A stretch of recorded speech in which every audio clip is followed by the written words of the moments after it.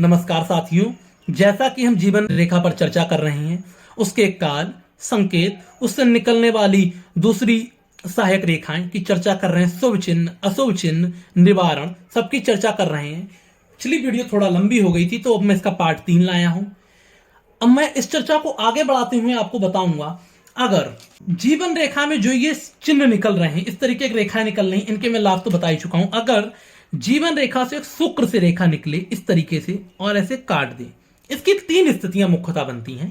पहली स्थिति जो मैं नीचे बना रहा हूं, ऐसे निकले और जीवन रेखा से पहले रुक जाए। दूसरी स्थिति निकले जीवन रेखा पे रुके। तीसरी स्थिति जीवन रेखा को काट के भाग्य रेखा तक जाए। ये हमारी जो भाग्य रेखा है, इस तरीके से 3 स्थितियां बनती हैं। ये स्थिति शुभ तीनों नहीं है। जो मध्यम स्थिति है, पहले ही रुक जाए, यह कुछ भी ज्यादा बड़ा परिणाम नहीं करेगी, कुछ भी चिंता का विषय नहीं। ये तो लगभग सभी हाथों में है, छोटी छोटी होती हैं। लेकिन अगर कोई रेखा निकले जीवन रेखा पर रुके, ऐसी स्थिति में उस व्यक्ति को दुख पहुंचेगा। किसी व्यक्ति विशेष से यह दुख होता है, उसको काफी नुकसान होगा। स्वास्थ्य संबंधी नुकसान हो सकता है या रिश्तों में नुकसान हो सकता है। यह पहली स्थिति। लेकिन सबसे ज्यादा अशुभ स्थिति है अगर ऐसी रेखा प्रारंभ हो बिल्कुल, और ये हमारी भाग्य रेखा पे जाके समाप्त हो। इस तरीके से अगर भाग्य रेखा पे समाप्त हुई है, ऐसे में कोई व्यक्ति विशेष आपको बहुत बड़ा आर्थिक नुकसान पहुंचाएगा। ऐसे में आपको अपनी एज कैलकुलेट करनी है और देखना है, सजग रहना है, क्योंकि ये बहुत बड़ा आर्थिक नुकसान है। इसमें आर्थिक नुकसान नहीं है तो आपको ऐसी घातक बीमारी होगी जिसमें आपका आर्थिक नुकसान हो जाएगा। यह व्यक्ति विशेष द्वारा होती है। इसमें व्यक्ति विशेष से एक्सीडेंट हो सकता है। कई बार ये हमारे बहुत ही क्लोज होते हैं जिनसे नुकसान होता है। एक इससे भी ज्यादा अशुभ स्थिति है मैं ये है तब है अगर एक रेखा ऐसी प्रारंभ हो, यहाँ पे दीप बन जाए। जैसे मैंने पिछली वीडियो में चर्चा की थी, जीवन रेखा पे दीप, ऐसी एक रेखा प्रारंभ हो और लास्ट में से दीप बना दे। इस तरीके से यहाँ पे रेखा बन जाए। अगर ऐसी रेखा बनी है तो ये बहुत ही ज्यादा अशुभ है। जैसे ये जो मेरी जीवन रेखा है, स्पष्ट आपको दिखाई दे रही होगी, एक हमारी रेखा है, ऐसे दीप बना दे। ये सबसे ज्यादा अशुभ स्थिति हो गई। ऐसे में बहुत लंबा ऐसा प्रभाव छोड़ता है कि पूरा जीवन अशांत हो जाए, उथल पुथल हो जाए।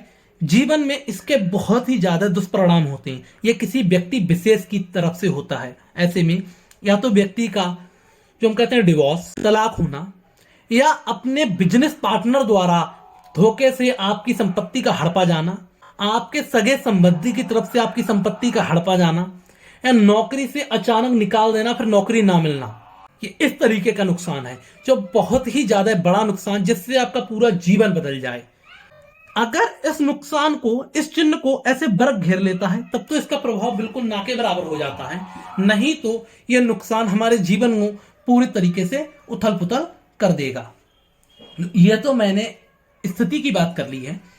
एक और स्थिति बनती है, आपने अक्सर देखा होगा, मुझे कमेंट में भी किसी ने पूछा था कि उसके जीवन रेखा पे बहुत महीन बड़ी लाइनें तो ऐसी नहीं आई हैं, बड़ी रेखाएं नहीं आई हैं, लेकिन बहुत महीन महीन रेखाएं बस आ गई हैं। अब अगर महीन महीन रेखाएं ऊपर की तरफ हैं, जो सहायक रेखा में छोटी छोटी सी रेखाएं हैं, आपको ये स्थिति दिखाई नहीं दे रही होगी। मेरे हाथ में कुछ छोटी रेखाएं हैं ऊपर की तरफ, मुझे लग रहा है आपको दिखाई चाहे भले नहीं दे रहे। ये देखिए आप, ये ऊपर की तरफ जा रही हैं कुछ रेखाएं, जैसे ये गई है।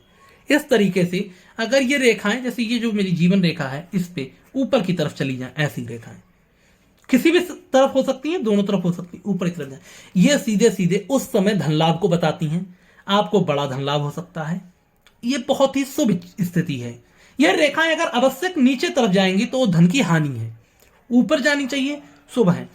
और एक बहुत अच्छी स्थिति है कि अगर ये रेखाएं ट्रायंगल बना दें, त्रिभुज बना दें, इस तरीके से ये छोटे छोटे कई त्रिभुज हों, ऐसे में व्यक्ति को बहुत ज्यादा मान सम्मान, अच्छा पद मिलेगा। ये त्रिभुज किसी भी तरफ हो सकते हैं, अमूमन ये ऊपर ही बनते हैं। और अगर कोई ये ना बन के बीच में एक बहुत बड़ा त्रिभुज बन जाए, जैसे मैं स्थिति दिखा देता हूं, ये हमारी जीवन रेखा है।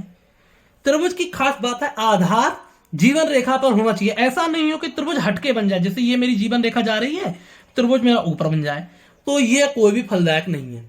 ये सामान्यतः इसके दूसरे गुण आ जाते हैं, ये भी शुभ है लेकिन दूसरे गुण आ जाते हैं। अगर जीवन रेखा पर बन के बड़ा त्रिभुज बने और सब छोटे छोटे त्रिभुज एक बड़ा या फिर ऐसा, समझ लीजिए उस समय आपका खुद का स्वयं का घर मकान बनाने का सबसे अच्छा समय है। ये मकान बनाने का सीधे सीधे संकेत है। बड़ा घर बनेगा, अच्छी तरक्की होगी, ये उसका संकेत है। छोटे त्रिभुज हमारे मान सम्मान का संकेत है।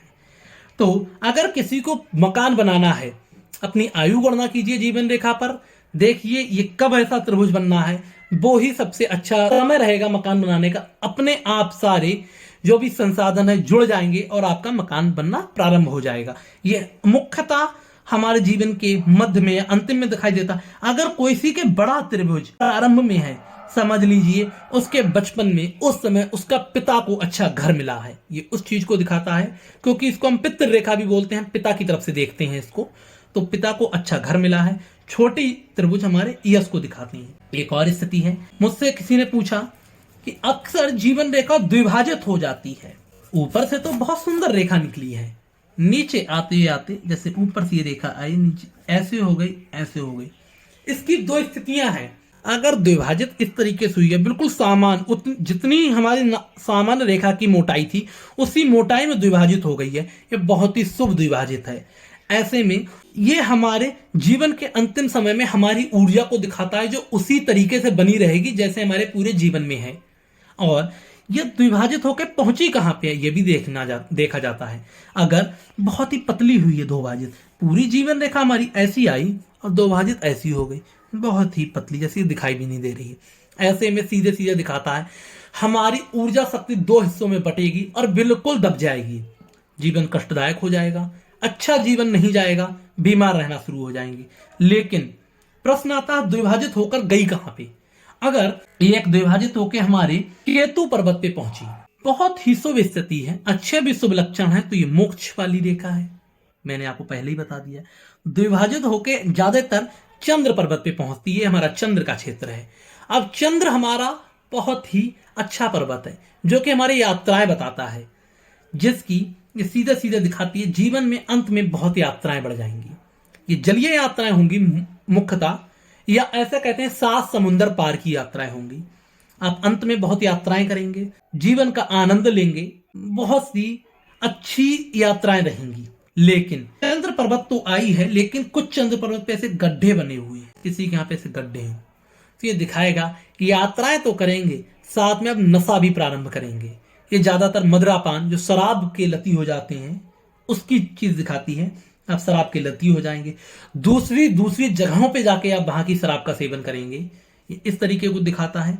आज मैंने जीवन रेखा के मुख्यतः बिंदुओं को छू लिया है, बता दिया है जीवन रेखा हमारे जीवन में क्या प्रभाव डालती है, क्या क्या स्थिति बनती है, कैसे निवारण है, क्या काल रहते हैं, क्या चिन्ह रहते हैं। आशा करता हूं आप इस सीरीज को बहुत ही आनंद ले रहे होंगे, कुछ ना कुछ नया सीख रहे होंगे, हस्तरेखा विज्ञान में कुछ सीख रहे होंगे।